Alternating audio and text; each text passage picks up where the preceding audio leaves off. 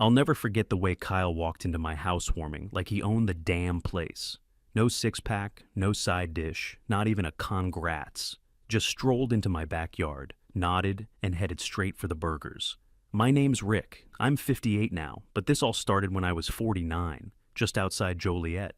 I'd just closed on my first house, a small fixer-upper in a neighborhood where everyone mowed their own lawns and patched their own fences. Nothing fancy, but it was mine. I'd been through a divorce, lived out of rentals for years, and busted my ass doing construction since I was 19. I skipped vacations, drove beaters, worked Saturdays just to squirrel away enough for a down payment. And finally, I'd done it. Kyle, my little brother, 3 years younger, never lifted a finger unless someone spotted him first.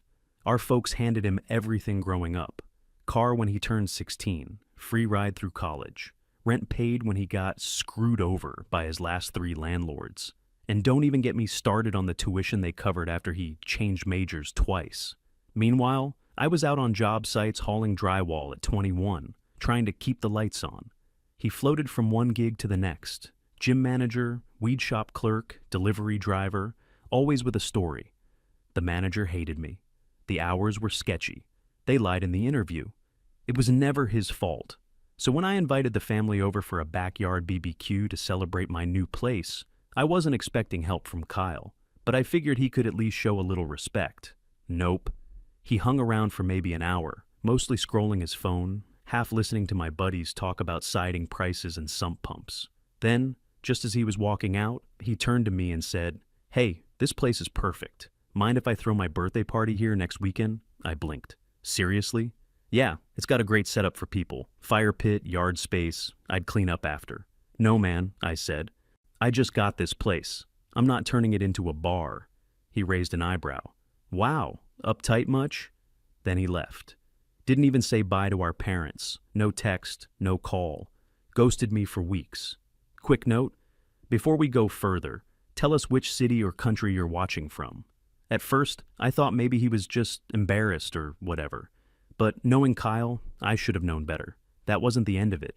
Not even close. A couple of years into the house, everything started falling apart, all at once. First it was the water heater. Then I found a soft spot on the roof near the chimney, and sure enough, it needed patching. Just when I thought I was back on solid ground, the sewer line backed up and flooded the laundry room. I came home to the smell of mildew and standing water on the tile. I remember just standing there, boots still on, staring at the mess. My first thought was, I can't afford this. Work had slowed down too. I was still doing construction, but contracts were thinner, and my knees were giving out faster than I wanted to admit. I took on some small side gigs, deck repair, drywall patches, but it wasn't enough to cover surprise expenses. I finally booked a meeting with a financial advisor. Not my style, but I was out of ideas. She looked like she could be my daughter's age, tapping away on her laptop while I laid everything out. Mortgage, repairs, taxes, utilities. She nodded a lot. Then she said it. House poor. "You've got equity," she told me, "but no cushion, no savings, no flexibility. You're trapped by the house." She wasn't wrong. I hadn't taken a vacation since my 40s. Every paycheck went to the place. Groceries felt like a luxury. My idea of a splurge was switching from store-brand coffee to Folgers. Then she hit me with something that stuck. "The market's hot right now. You could sell and walk away with enough to reset." I didn't answer right away. It felt like quitting. Like I was waving the white flag after all the sweat I'd poured into the place. But she was patient. Showed me comps, ran the numbers. Even after the repairs, I'd come out well ahead. I went home and sat at my kitchen table staring at a loose cabinet hinge. I'd spent 2 years patching everything myself just to keep it livable. But the reality was, I'd built myself a prison I could barely afford to heat. So I called a realtor the next day. The listing went live on a Friday. We had offers by Sunday. The first serious buyer came in 5% over asking. Clean offer, no drama, and they were fine letting me rent back for a month. Just like that, I was free. I didn't tell anyone. Not my parents, not Kyle, not even my buddies at work. I wanted it clean, quiet, no input, no guilt, no emotional sabotage. I started sorting through junk, old tools, worn-out furniture, stuff I swore I'd fix one day. I boxed up photos, packed the garage, cleared the attic. Nights were quiet, just me and the sound of tape ripping off the roll. One evening I sat on the back steps drinking a beer, looking out at the yard. The patch of grass I'd spent 3 weekends reseeding had finally started to take figures. I wasn't sad, not exactly, just tired. I was tired of pretending this house was some symbol of success when it was bleeding me dry. When the inspection cleared and the closing date got set, I signed the papers with a pen that barely worked. The realtor smiled. "Congratulations." I just nodded. Didn't feel like a win, not yet. Back home, I started the countdown. 30 days, and I was out. I had no idea what was coming next. Not from Kyle, not from my parents. But I knew one thing for damn sure. I wasn't backing down. Couple days after the closing, my phone started blowing up. Not from the realtor, not from the buyers, from my folks. First call was my mom, middle of a Tuesday. "Just thinking about you," she said. "You've been quiet lately. We should all stick together more. Family's important, you know?" That was weird on its own. My mom doesn't do surprise check-ins unless someone's in the hospital. Then my dad called 2 nights later. Same tone. "How's the house? You keeping up okay? Kyle mentioned you've been busy, maybe too busy." I waited. No one said anything specific, just vague speeches about leaning on each other, not shutting people out. I could smell the setup a mile away. Then Kyle started texting. "Yo, what's the Wi-Fi speed at your place again? Which room gets the most morning light? How much are you paying in utilities these days?" That one got me. I texted back, "Why are you asking?" He replied with just a smiley face.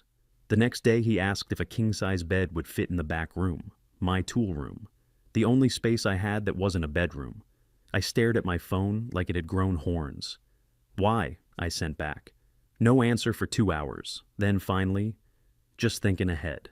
I almost called him right then, but something told me to wait. Something stank, and I wasn't going to step into it blind.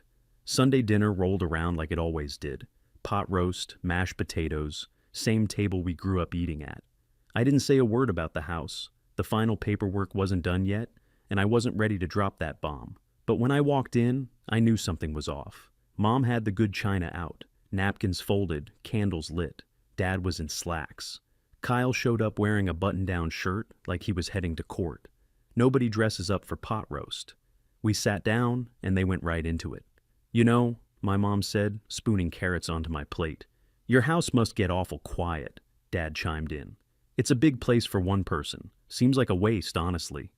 Then my mom again, "A good man shouldn't live alone. It's not healthy." I didn't say a word, just kept chewing. Kyle leaned forward. "So I've been thinking, my lease is up, place is garbage, mold, noisy neighbors. Figured it might be a good time for a reset." He smiled like he was doing me a favor. "I could take the back room, chip in for bills, wouldn't be forever." I dropped my fork, looked at all 3 of them. "Why didn't anyone ask me?" "We figured we'd talk it through tonight," Dad said. "As a family." Talk it through, my ass. This wasn't a conversation, it was an ambush. I leaned back in my chair and crossed my arms. I still hadn't told them the house was sold, but in that moment, I knew one thing for sure. They were plotting something behind my back, and they thought I'd just roll over. They had their plan, but I had mine. I didn't even make it through the front door before I smelled something different. Not just food. Polish sausage, roasted potatoes, asparagus instead of green beans. My mom never made asparagus. Then I saw the china. Not the Sunday plates, the special stuff from the hutch. The stuff that only came out for birthdays or anniversaries. Dad had a bottle of champagne chilling in a bucket, like we were celebrating a promotion. Kyle sat on the couch in a blue button-down and khakis, hair combed, shoes actually shined. I almost laughed. He looked like someone pretending to be responsible. Nobody said anything for the first minute, just fake smiles and small talk. We sat down at the table, and Mom started dishing out the food. "You've done so much on your own," she said. "It must feel overwhelming sometimes." Dad nodded. "All that house, all by yourself, gets quiet, doesn't it?" Kyle cut in. "Probably feels a little empty too." I chewed slowly and kept my mouth shut. I already knew where this was headed. Mom patted my hand. "A good man shouldn't live alone." "Kyle needs a chance," Dad added. "He's had a rough stretch, but he's turning things around." Kyle stood up, reached for the champagne, and popped it like this was New Year's Eve. The cork bounced off the ceiling. He raised his glass. So, here's to new chapters. I'm moving into Rick's place next Saturday. He smiled, not sheepishly, proud, like he just got a key to the city. They all looked at me, waiting for a thank you, maybe even a toast. I sat there quiet for a second, reached down beside my chair, and pulled out the manila envelope I'd brought on purpose, dropped it on the table like a dead fish. Sold the house last week, I said. Closing already happened. The room froze. Kyle's face turned ghost white. His mouth hung open like a fish gasping for air. Dad's jaw locked tight, hands clenched under the table. Mom's hand flew to her chest. You what? I sold it, I said. I'm renting back for a couple more weeks, then I'm out. Done. It was sinking me. You did this to spite me, Kyle snapped. You knew I was planning to move in. No, you were plotting with them behind my back. You never asked, you just assumed. Mom started crying, soft at first, then harder. Rick, you didn't even tell us. You never ask me anything. You just tell me how I should fix everyone else's mess. Dad leaned in, voice sharp. You could have talked to us. Like how you talked to me before deciding Kyle would move into my house. I shoved my plate forward. For once, I did what was right for me. Kyle kicked back from the table. Unbelievable. You're a selfish old bastard. I stood up. No, I've been the responsible one for 40 years, while you bounced from job to job and got bailed out every damn time. Cars, rent, tuition. I didn't get a dime, but I still made it work. You don't know what it's like to struggle, Kyle barked. The hell I don't. I just didn't expect a parade every time I paid my bills on time. Mom sobbed harder. Please stop. Dad stayed silent now, arms crossed, staring at the table like he'd just lost a chess match. Kyle grabbed his coat off the back of the chair. You'll regret this. I didn't flinch.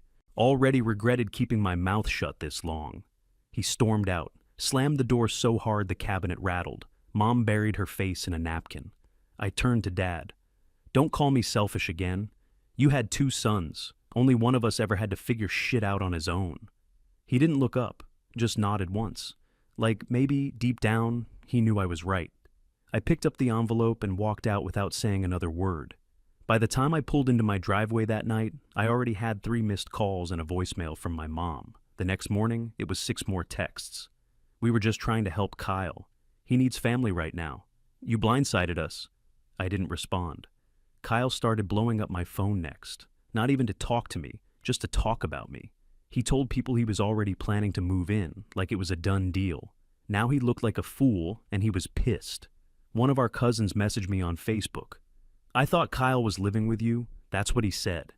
Then my mom dropped the real kicker. Maybe you could get a bigger place after this one, something with space for both of you. I laughed out loud when I read it. Like I'd sell my house, go through all this hell, and upgrade just so Kyle could play roommate in a second property. Then my dad called, quiet tone, like he was talking someone off a ledge. Your mother's upset. Kyle's a mess. Maybe you don't need to move right away. You could stay in town a bit. Maybe rent Kyle a place short term, just until he's on his feet. Let him figure it out, I said. He's your brother. And I'm not his damn sponsor. Then came the cherry on top. My Uncle Ron. Hadn't spoken to him in over a year. Hey Rick, I don't want to get in the middle, but he's family. Maybe just let him crash for a few weeks. Wouldn't kill you. I hung up before he finished the sentence. I found a 1-bedroom downtown. Solid brick building, 2nd floor, no yard, no maintenance. It wasn't fancy, but it was mine. And best of all, no room for guests. I packed everything myself. Took 2 weeks, a couple of late nights, and 100 trips to the dumpster. Half the stuff I owned didn't even make the cut. I didn't ask anyone to help. Didn't want to hear another speech about Kyle. Didn't want to see my mom cry or watch my dad pretend he was neutral while still defending his poor, struggling son. Movers came on a Saturday. I met them in the morning, loaded the truck, followed it into the city, and unlocked my new place by 2 p.m. Felt clean. Quiet. I was halfway through breaking down boxes when I heard a knock. I didn't even have to look. Kyle was standing on the curb, arms crossed like he'd been waiting hours. I walked out and met him at the sidewalk. You weren't invited, I said. He shrugged. Mom said I should talk to you. She's worried about us. Us? I raised an eyebrow. There is no us. I wanted to apologize, he said, but his tone was off. too rehearsed. This whole thing got out of hand. Because you lied to people about moving in? I didn't lie, he snapped. I was told it was happening. You told yourself that. Nobody else agreed, he sighed. Look, I know you're mad. I just figured maybe there's still a way to work something out. There's not. Maybe just a short loan, he pushed. I'm applying for places, but deposits are brutal right now. I'd pay you back. For real this time. I stepped closer. You've said that before. Every time. He scoffed. You act like you've got it so hard. No kids, steady job. You don't even know what real stress is. I leaned in. I earned every inch of stability I've got. You think I had it easy? I skipped everything. Vacations, holidays, upgrades, to buy a roof that nearly broke me. You just expected to move in and live off that? He clenched his jaw, looked away, then muttered, Whatever, man. He turned, walked to his car, and peeled off down the block.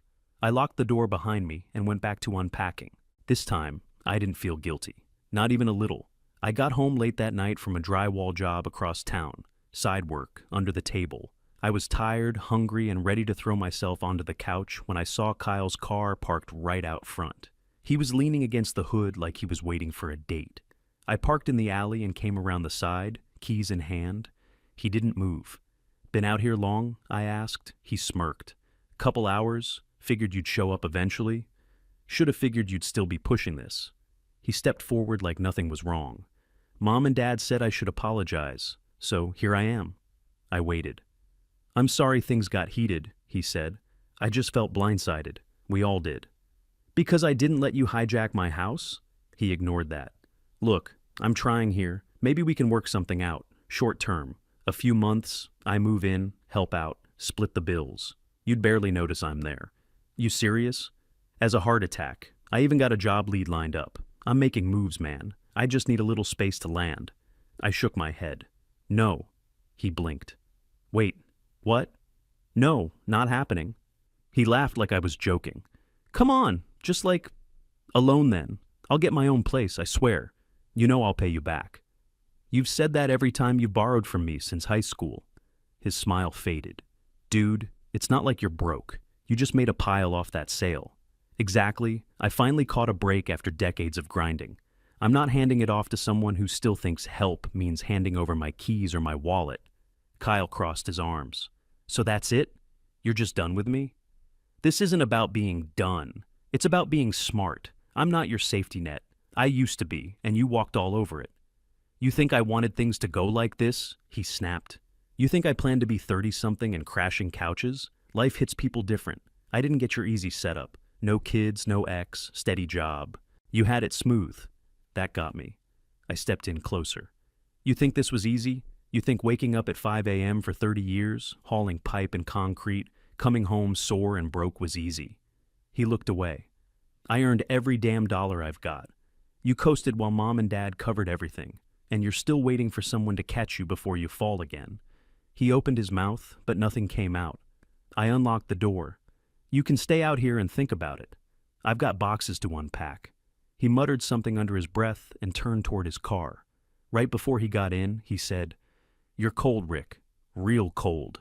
I didn't even blink. Nah, I'm just done getting burned. He slammed the door and drove off. I walked back in, locked the deadbolt, and went straight to the boxes stacked in the corner, ripped one open and started sorting. No guilt, no second thoughts, just peace and cardboard. About a week after Kyle peeled out, I got a text from Dad. We're clearing the guest room for Kyle. 5 minutes later, my mom chimed in, Could you come help make space in the garage for some of his things? I stared at the screen for a second, then typed back, Can't. Busy with the move. Didn't explain, didn't apologize, just hit send. I knew exactly what was happening. They thought they'd throw out a guilt line and I'd bite. Not this time. Kyle moved into their place like he'd never left. At first, they tried to act like it was temporary. Just until he gets on his feet, Mom said on one call. I said uh-huh and let her talk. But over the next couple weeks, the cracks started to show. Rick, she sighed one afternoon, he sleeps all day and leaves dirty bowls in the sink, like multiple bowls, every day. I didn't say anything. Last night he had people over at midnight. Your father was furious. He said we're not running a hostel. Still, I just listened. Then she added, "He hasn't offered a dime for groceries." I kept my voice flat. "That's rough." Another call a few days later, this time Dad. "Rick, he's up all night watching TV, says he's between opportunities again. You warned us. I just didn't realize how much he'd coast." "You laid out any rules?" I asked. "We're working on it," he muttered. Then something shifted. One afternoon, Dad called again. "Kyle's got an interview. Real job, downtown, marketing firm. He's wearing a suit." "No kidding," I said. "Yeah," Dad chuckled. "He looks like he borrowed clothes from a grown man." 2 days later, another update. Interview went well. They won a second round. Mom texted, "He shaved, and he used cologne. Haven't seen that bottle in years." Apparently, that's what it took to wake him up. Real expectations, real deadlines, and parents who finally stopped sugarcoating everything. A week after that, Dad told me they laid down house rules. Rent due monthly, chores assigned, curfew set. Kyle didn't love it. "He pouted," Mom said. "Can you believe that? Like we were being unfair." But he didn't leave. He stayed, and I stayed out of it. I didn't offer help, didn't check in, didn't ask how things were going. I had my own life now. Smaller space, steady work, no drama. Every time the phone rang, I waited. Sometimes I picked up, sometimes I didn't. But one thing was clear, the tide was turning. A week after that last call, Dad sent a text with just 2 words. He's hired. Kyle got the job, entry-level marketing at some firm downtown. Probably the first position he'd ever earned without someone pulling strings. I sent him a quick message. "Congrats, proud of you." No emoji, no lecture, just that. He replied with a thumbs up. That was it. But that small response said more than a 10-minute speech ever would have. A month later, I showed up to Sunday dinner, and Kyle was already there, early and holding a box of store-bought cheesecake. "Dessert," he said, setting it on the counter. "Hope nobody's lactose intolerant." He even helped set the table. No hoodie, no backwards cap. He actually looked like someone you could trust with keys to something. Dinner was quieter than usual. No tension, no side eyes. My mom kept looking at both of us like we'd just come back from war. Halfway through the meal, she stood up and came over to hug me from behind. "We pushed too hard on you for too long," she said. I didn't gloat, didn't rub anything in. "Glad he's figuring it out," I told her. She squeezed my shoulder and sat back down. Kyle didn't say much during dinner, but he didn't have to. He listened, didn't check his phone once. Even asked my dad how retirement planning was going. That was a first.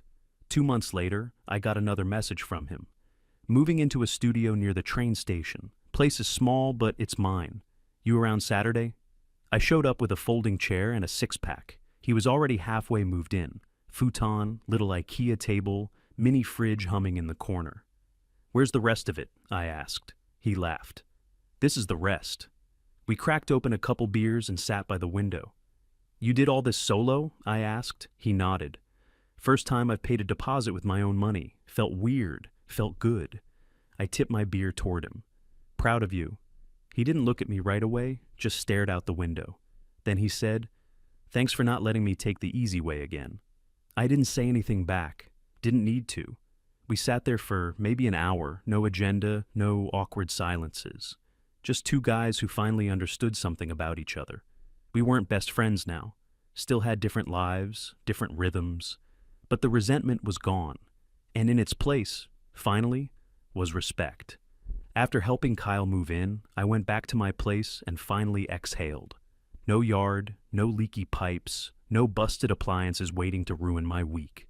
Just 1 bedroom, 1 bathroom, and peace. I kept my job steady, couple remodel projects and enough side work to keep things comfortable. My bills were low, and for the first time in years, I had breathing room. The money from the house sale didn't sit in checking long. I met with a guy downtown, moved most of it into a low-risk fund, and paid off my truck the next day. No more monthly payments, no more juggling. Weekends felt like mine again. I'd hit the flea market, watch a game, or just sit out on the balcony with a cold one and not think about patching a roof. Kyle surprised me one afternoon with a text. "What's a good starter IRA?" I had to read it twice. Next time we were both at my parents' house, he cornered Dad in the garage and asked him about mutual funds. Dad actually looked over at me like he didn't believe it either. Kyle even called me a week later asking if I had a spreadsheet template for tracking expenses. I sent him one. Nothing fancy, just clean columns, basic math. He didn't ask for money, didn't hint around it either. That mattered. I kept my distance, not in a cold way, just clear. No favors, no creeping back into old patterns. He got that. And for once, he respected the boundary. Dinner with the family felt different now, calmer, more equal. Kyle held his own, paid for takeout one night without anyone asking. Then one Saturday, I was having coffee with Dad out back, just the two of us. He sipped his black and stared at the fence line for a second. Then he said, "You did more for him by saying no than we did by saying yes." I didn't say anything at first. Then I just nodded. That one hit harder than I expected. Not because I needed the credit, but because he finally got it. 6 months later, I closed on a 2-bedroom ranch about 15 minutes west of where I'd been renting. Brick, solid roof, working furnace, clean crawl space. Not flashy, not a fixer, just right. The backyard was small but manageable. Enough space for a grill, a folding table, and a couple lawn chairs. That's all I needed. I stood in the empty kitchen on move-in day, cracked a beer, and sent out a group text. Closed on the new place. BBQ soon. Kyle, bring that bean dip you bragged about. He replied 5 minutes later. Only if I don't have to live there. First time in a long time, he made me laugh out loud. Felt like progress. That weekend, my folks stopped by with a toolbox. It was Dad's old Craftsman, cleaned up, polished, wrapped in newspaper. Housewarming gift, he said. No lectures, no strings. Mom just smiled and said, "We're proud of both of you." They didn't stay long, didn't hover, just dropped it off, hugged me, and headed out. I spent the rest of the afternoon setting up the grill and unpacking the last of my boxes. No rush, no pressure. That night, I sat on the back patio with a cold beer and the porch light humming over my shoulder. No noise but a couple of cicadas and a dog barking 2 streets over. The air smelled like cut grass and charcoal. And for the first time in a damn long while, I didn't feel like I was missing anything. No phone blowing up, no guilt trip, no second guessing. Took me nearly 10 years to get here. But I finally had it. Not just a house, a life. One where I called the shots, boundaries set, family intact, no freeloaders, no regrets.